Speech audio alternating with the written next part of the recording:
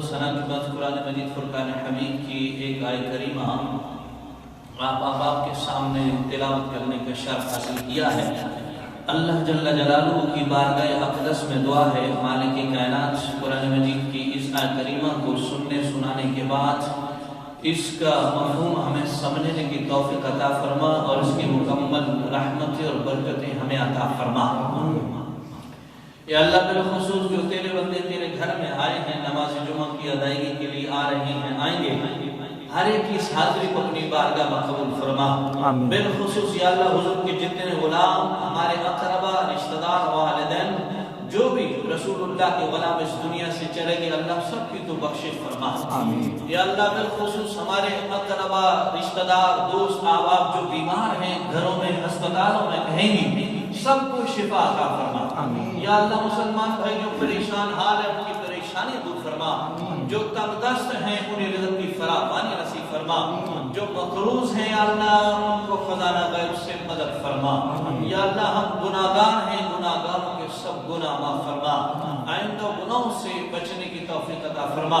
بالخصوص یا اللہ مرنے سے پہلے ہم سب کو آقا کریم صلی اللہ علیہ وآلہ وسلم کے روزے کی حاضری اور بیت اللہ شریف کا طواف نصیب فرما۔ آمین۔ حاضرین مکرم، اس انتہائی مختصر وقت میں آج میں نے جس ٹاپک پہ گفتگو کرنی ہے وہ ہے اللہ کریم کی شان رحیمی، اللہ کریم کی شان غفاریت، اللہ کریم کی بندوں سے محبت، بندوں پر رحم نازل فرمانا، بندوں پر کرم نازل فرمانا، یعنی شان رحیمی جو ہے کہ اللہ رحیم ہے اپنے بندوں کے لیے، یہ ٹاپک ہے۔ اللہ رحیم ہے اپنے بندوں کے لیے، اللہ غفار ہے اپنے بندوں کے لیے، اللہ کریم ہے اپنے بندوں کے لیے۔ اس موضوع پہ گفتگو ہوگی۔ قرآن مجید کی جو آیت پڑھی ذرا اس کی طرف توجہ مبذول کرواؤں گا۔ اللہ رب العزت ارشاد فرماتے ہیں للہ ما فی السماوات وما فی الارض، جو کچھ زمینوں آسمانوں میں ہے اس کا مالک صرف میں ہوں۔ بولو کون مالک ہے؟ اللہ۔ زمین و آسمان کا مالک صرف اور صرف اللہ ہی مالک ہے۔ اللہ فرماتے ہیں للہ ما فی السماوات وما فی الارض، جو کچھ زمینوں آسمانوں میں ہے سب کا مالک میں ہوں، صرف اور صرف میں مالک ہوں، کوئی اور مالک نہیں۔ آگے اللہ ارشاد فرماتے ہیں وَإِن تُخْفُوا مَا فِي أَنفُسِكُمْ لِلَّهِ مَا فِي السَّمَاوَاتِ وَمَا فِي الْأَرْضِ وَإِن تُبْدُوا مَا فِي أَنفُسِكُمْ أَوْ تُخْفُوهُ يُحَاسِبْكُم بِهِ اللَّهُ۔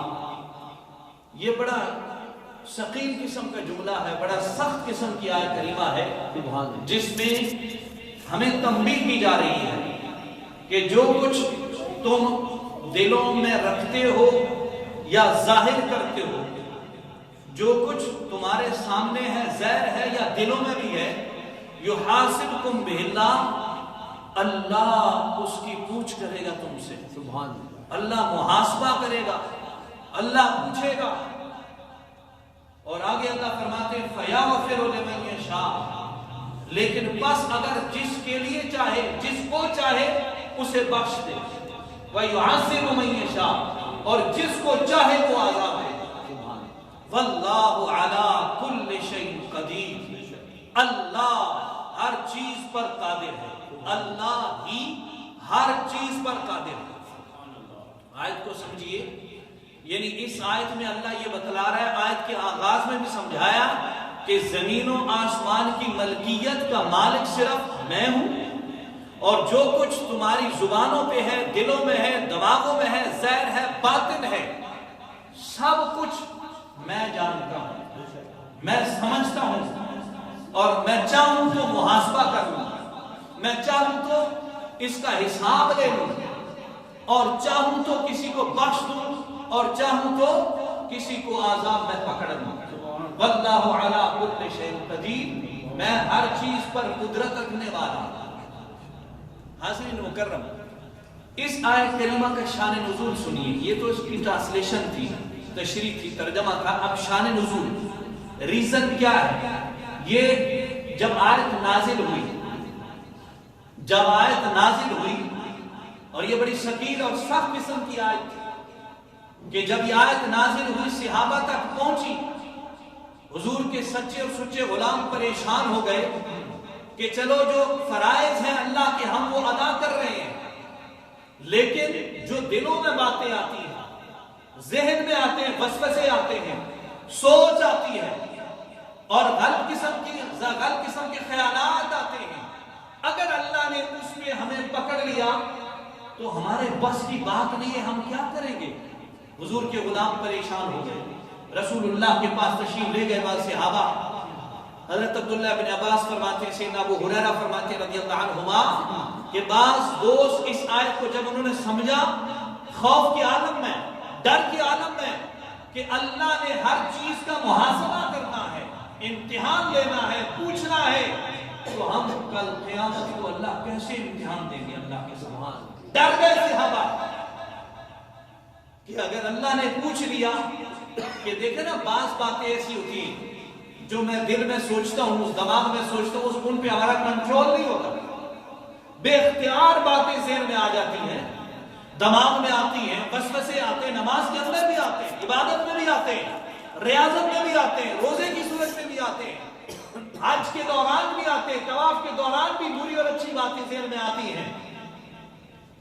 جب یہ بات صحابہ نے حضور کے سامنے پیش کی کہ یا رسول اللہ صلی اللہ علیہ وسلم، بعض باتوں پر انسان کا اختیار ہے، بعض پر نہیں ہے، تو اگر اس پر بھی ہمارا حساب ہو گیا، پکڑ ہو گئی، تو ہم کیا جواب دیں گے اللہ کو؟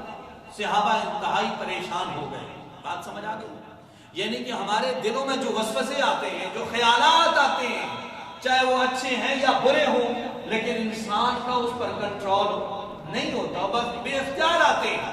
لیکن اللہ نے فرمایا کہ یحاسبکم بہ اللہ، اگر میں چاہوں تو اس کا بھی حساب لے سکتا ہوں تمہارے سے. تو صحابہ پریشان ہو گئے. اب صحابہ کرام رسول اللہ کے سچے غلام تھے اور اللہ کے سچے ماننے والے تھے. جب یہ بات صحابہ نے اکنالج ہوئی، ان کو یہ بات ریئلائز ہوئی، یہ بات، پریشان ہوئے، حضور کے پاس گئے، عرض کی یا رسول اللہ صلی اللہ علیہ وآلہ وسلم، اگر اللہ نے ہر بات ہم سے پوچھ لی قیامت والے دن، حساب لینا اللہ نے شروع کر دیا، ہم تو پھر بے بس ہیں، پھر کیا کریں گے؟ رسول اللہ صلی اللہ علیہ وآلہ وسلم پریشان ہوتے ہوئے پریشانی کو سنا اور خاموش رہے. اللہ کے حبیب کو اللہ پریشان نہیں دیکھ سکتے. سبحان اللہ. اللہ نے دوسری آیت نازل فرمایا لا یکلف اللہ نفسا الا وسعها.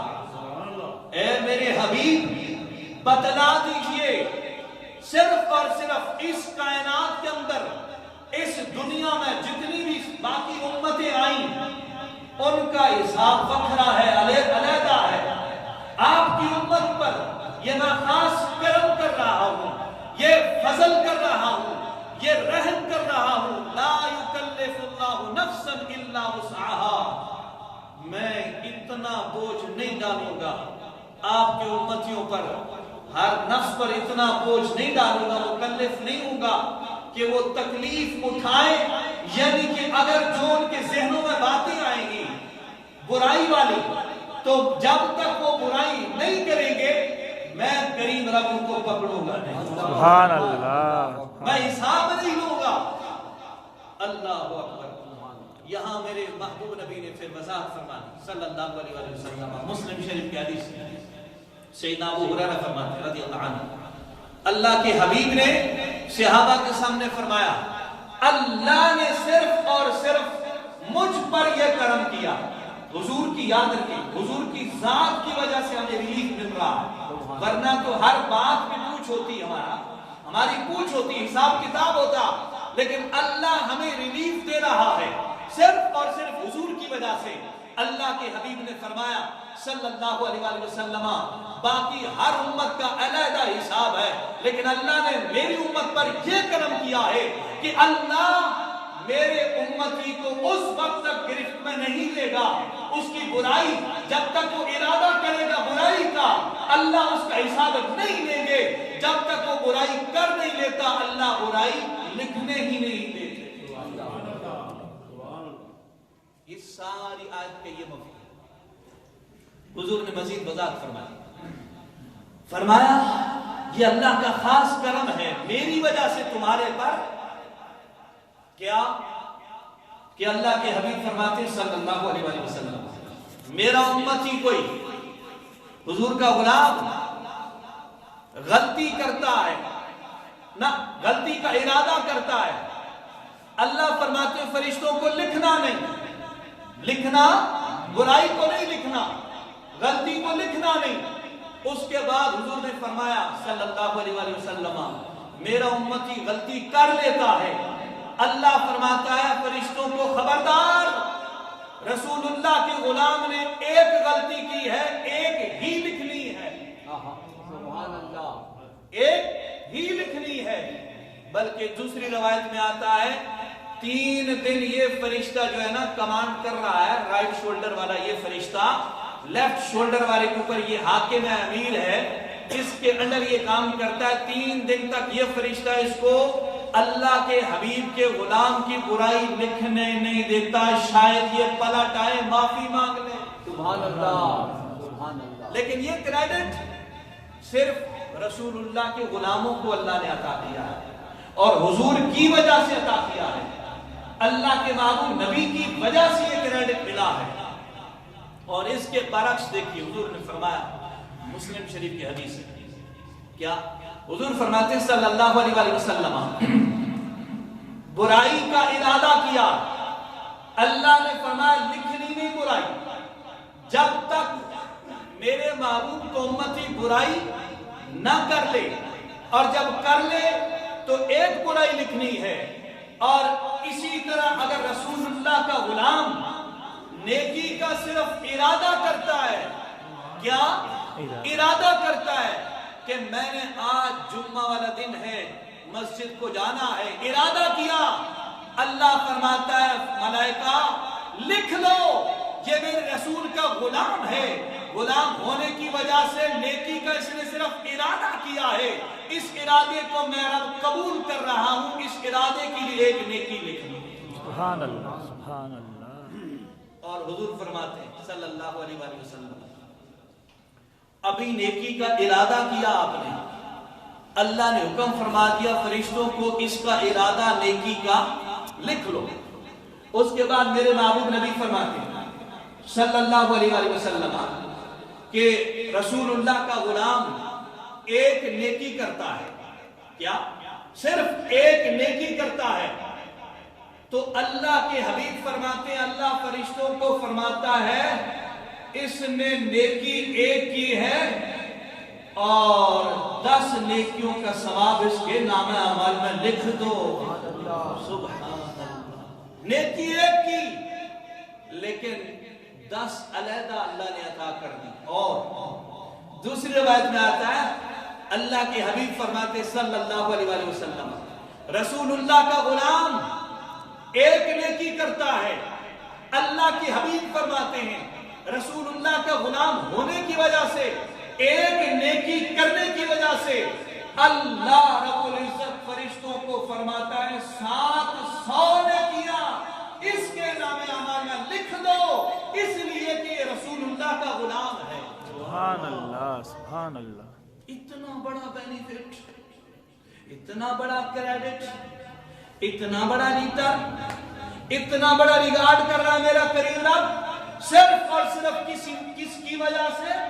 رسول اللہ کا غلام ہونے کی وجہ سے، رسول اللہ کا غلام ہونے کی وجہ سے، ورنہ تو اللہ کیا فرما رہا ہے کہ یحاسبکم بہ اللہ، میں حساب لوں گا تمہارا، حساب اللہ نے لینا تھا کس چیز کا کہ جو صرف ہم نے سوچا تھا، سوچ کا بھی حساب لینا تھا اللہ نے، لیکن اللہ نے فرما دیا نہیں، تو رسول اللہ کا غلام ہے، تو بری سوچ سوچتا ہے، سوچتا رہ، جب تک تو برائی نہیں کرتا میں اپنے فرشتوں کو تمہاری برائی رسول اللہ کا غلام ہونے کی وجہ سے لکھتے نہیں دوں گا۔ سمجھ آ گئی بات کہ یہ سارا بینیفٹ حضور کی غلامی کی وجہ سے مل رہا ہے، رسول اللہ کا غلام ہونے کی وجہ سے مل رہا ہے۔ حدیث میں آتا ہے کہ میرے محبوب نبی صلی اللہ علیہ وسلم کا ارشاد پاک ہے، اللہ کے بعض مخصوص فرشتے ایسے ہیں جو جمعے والے دن مخصوص وقت میں، جب جمعے کا وقت شروع ہوتا ہے، آذان شروع ہوتی ہے نا، پہلی آذان جمعۃ المبارکہ کی، اللہ کے مخصوص فرشتے کیا کرتے ہیں؟ اللہ کا ذکر، اللہ کی عبادت کرنا چھوڑ دیتے ہیں۔ کیا کرتے ہیں پھر وہ؟ میرے نبی فرماتے ہیں صلی اللہ علیہ وسلم، اللہ کے مخصوص فرشتے مسجد میں تشریف لے آتے ہیں، اللہ کے فرشتے۔ سنیے گا ذرا، اپنی قسمت پہ ناز کیجئے گا کہ وہ کریم رب آپ سے کتنی محبت کرتا ہے، لیکن صرف اپنے نبی کی وجہ سے کرتا ہے کہ آپ اس کے نبی کے کیا ہو، امتی ہو، رسول اللہ کا امتی ہونے کی وجہ سے آپ مسجد میں تشریف لاتے ہیں۔ اللہ اپنے مخصوص فرشتوں کو اپنی عبادت، اپنا ذکر، اپنی فکر، اپنی ریاضت، اپنی تسبیح، اپنی تحلیل، اپنی عبادت چھڑا کے آپ کے استقبال کے لیے اللہ مسجد کے گیٹ پہ کھڑا کروا دیتا ہے فرشتوں کو، اور فرماتا ہے میرا کریم رب ملائکہ اکیلے کھڑا نہیں ہونا، فرشتوں میرے رسول اللہ کے غلاموں کے لیے مسجد کے گیٹ پہ اکیلے کھڑا نہیں ہونا، یا اللہ اور کیا کرنا ہے؟ اللہ کے محبوب فرشتے عرض کرتے اللہ اور کیا کرنا ہے؟ فرمایا تمہیں پتا نہیں ہے میرے رسول کے یہ غلام تھے، میرے رسول کے یہ غلام ہیں، میری عبادت کی خاطر، رسول اللہ کی غلامی کی خاطر انہوں نے دکان بند کر دی ہے، قسمت والے ہیں، دفتر چھوڑ دیا ہے، کاروبار چھوڑ دیا ہے، ذاتی مصروفیات چھوڑ دی ہیں، صرف اور صرف نبی کا کلمہ پڑھنے کی وجہ سے میری عبادت کی خاطر آ گئے ہیں۔ میں یہ چاہتا ہوں کہ یہ میرے نبی کے غلام ہیں، ان کا استقبال بھی کرنا ہے، اور سونے کے قلم لے کے جاؤ، چاندی کے اوراق یعنی پیجز لے کے جاؤ، پیج لے کے جاؤ، صفحے لے کے جاؤ، ان کا استقبال بھی کرنا ہے، سونے کے قلموں سے چاندی کے اوراق پر ان کا نام بھی لکھنا ہے، کون آیا، کس وقت آیا، اس کی حاضری لگاؤ، لکھو، میرے پاس لکھ کے لے کے آ جاؤ۔ سبحان اللہ، سبحان اللہ، سبحان اللہ۔ لیکن یہ صرف کس کی وجہ سے؟ بولیے گا نا، ذرا بولو تو حضور صحیح، پاک صلی اللہ پتہ لگے جب بیٹھے، غلام ہونے کی وجہ ہاں معاف کرنا، اگر زبان کو جنبش آپ ہی دیں گے نا تو اس زبان کا کل کیا ہوگا، یہ زبان آپ کی گواہی دے گی کہ رسول اللہ کا نام لیتا تھا بندہ تو میں، میری زبان بھی گونجتی تھی، یہ در و دیوار بھی گواہی دیں گے۔ حدیث کا مفہوم ہے کہ مومن رسول اللہ کا غلام زمین کے جس ٹکڑے پہ نماز پڑھتا ہے نا، جب اس کی ڈیتھ ہوتی ہے، صحیح بخاری کی حدیث پیش کر رہا ہوں، جب اس کی ڈیتھ ہوتی ہے واللہ العظیم وہ زمین کا ٹکڑا روتا ہے، اللہ میری پیٹھ پہ آج سجدہ کرنے والا چلا گیا ہے، میں گواہی دیتا ہوں یہ تیری رضا کے لیے تجھے پوچھتا تھا، تیری عبادت کرتا تھا، اسے بخش دے، اسے بخش دے۔ سبحان اللہ، سبحان اللہ۔ تو اس لیے جب نبی کا نام لیا جائے، اللہ کا نام لیا جائے تو زبان کو حرکت دیا کرے تاکہ اس کی بھی حاضری لگتی رہے۔ تو میں بات کر رہا تھا، یہ سارے انعامات، یہ سارے تحفے، یہ سارا ریگارڈ، یہ ساری عزتیں، یہ سارا وقار، یہ ساری نعمتیں صرف اور صرف ہمیں اللہ نے عطا کیا تو کس کی وجہ سے؟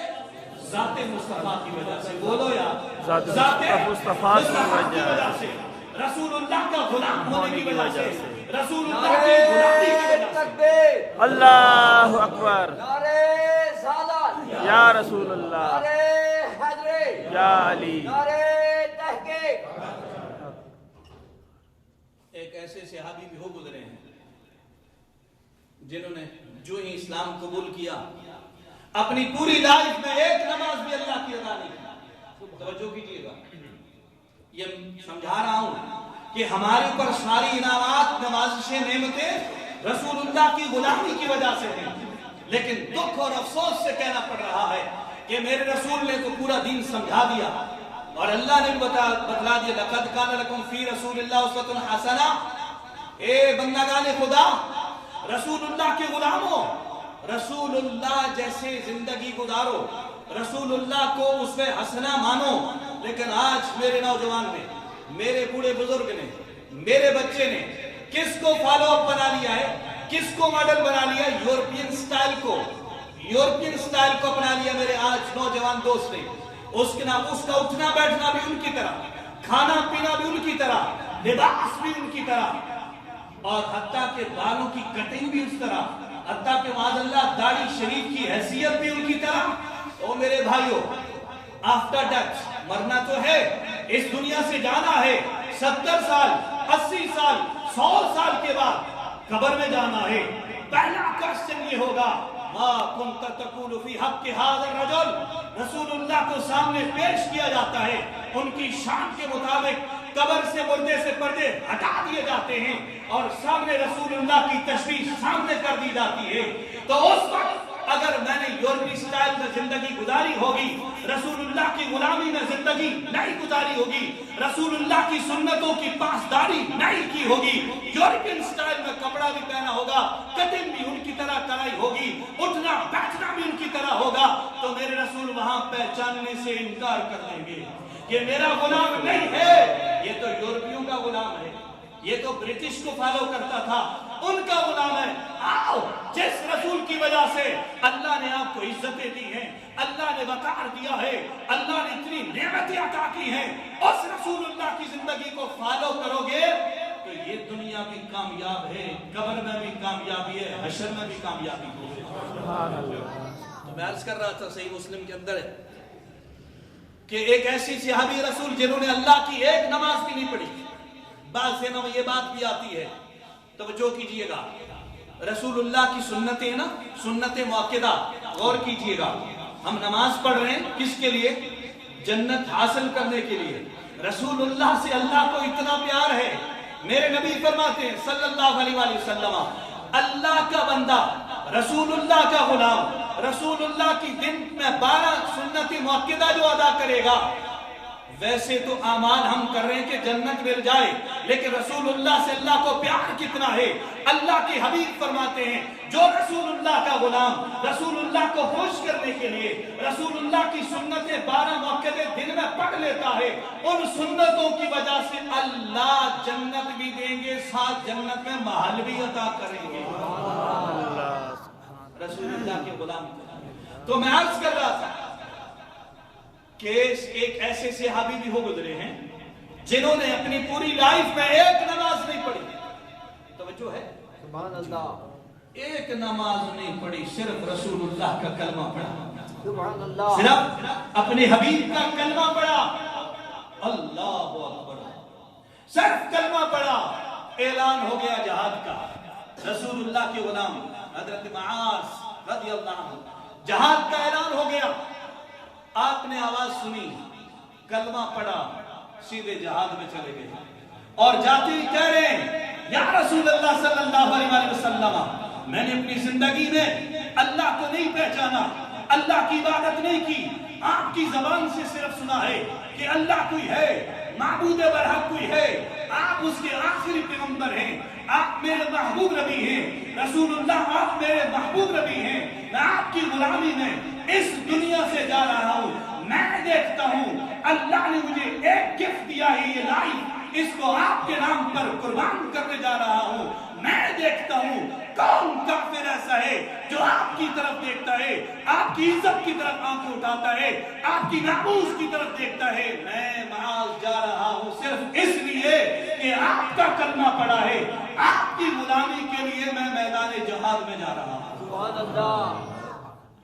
اب میدان جہاد میں پہنچتے ہیں رسول اللہ کے غلام, کافروں سے لڑائی لڑتے ہیں, بدن کے ٹکڑے ٹکڑے ہو جاتے ہیں, اتنے زخم ہوئے کہ باڈی میں گننے مشکل ہو گئے, اتنے زخم ہو گئے، لیکن صرف رسول اللہ کی غلامی، صرف رسول اللہ کی غلامی کا کلمہ پڑا، سبحان اللہ کی عبادت نہیں کی، نماز نہیں پڑھی پوری لائف میں، ایک بھی جو یہ مسلمان ہوئے تو آ گئے۔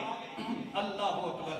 اب کیا ہے، زخموں کی تاب لاتے ہوئے دنیا سے جا رہے ہیں، اپنے جسم کو گھسیٹتے ہوئے، اللہ اکبر، جسم کو گھسیٹتے ہوئے رسول اللہ کے قدموں میں آ پہنچتے۔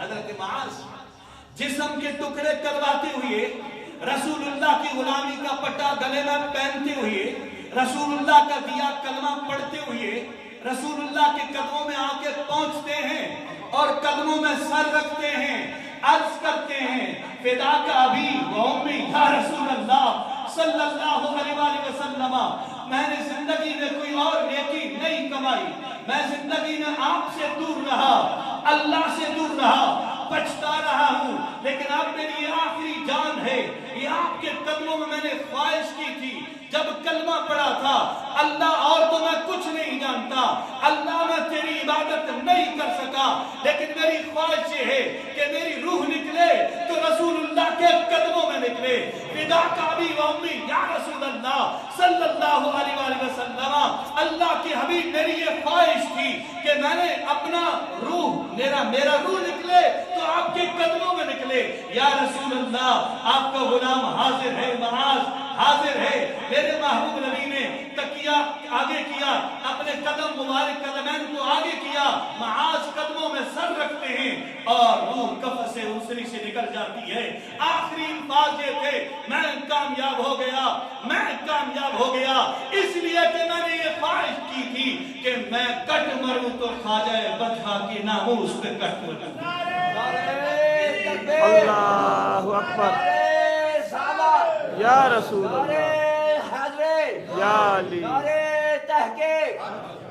تو حضرت معاذ رسول اللہ کے قدموں میں جان دے کے چلے گئے، پیغام یہ دے کے چلے گئے، لوگوں زندگی اگر اچھی گزارنا چاہتے ہو، اللہ کو راضی کرنا چاہتے ہو، نبی کو راضی کرنے چاہتے ہو، تو رسول اللہ کی غلامی سچے اور سچے دل سے قبول کر لو، رسول اللہ سے سچی سچی محبت کر لو، اللہ قبر بھی روشن کر دے گا، حشر بھی روشن کر دے گا۔ سبحان اللہ۔ اللہ کی بارگاہ میں دعا کرتے اللہ کریم ہمیں رسول اللہ صلی اللہ علیہ وآلہ وسلم کی سچی اور سچی محبت عطا فرما۔ وآخر دعوانا الحمدللہ رب العالمین۔